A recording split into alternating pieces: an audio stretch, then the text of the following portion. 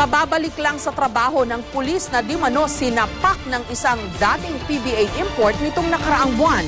Pero balik ospital na naman siya matapos ma-hit and run. May report si Susan Enriquez.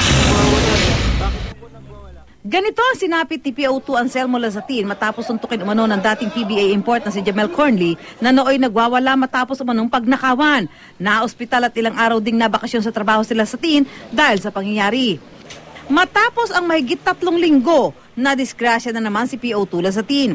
Nabiktima siya ng hit and run kahapon pasado alas 11 ng tanghali sa kanto ng Biluna at East Avenue.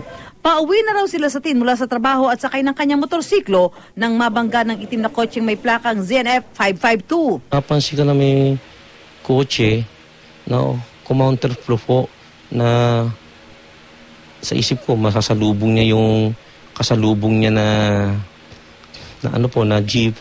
Kaya nung paabante na po kami, counterflow po siya, kinat niya po ako.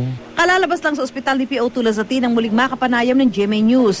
Nabali ang buto sa kaliwang balikat ni Lazatin at kailangan daw itong operahan para raw mabilis gumaling. Pero kapos daw siya sa pera.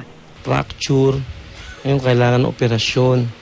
Sabi niya po sa akin, malaking gastos to.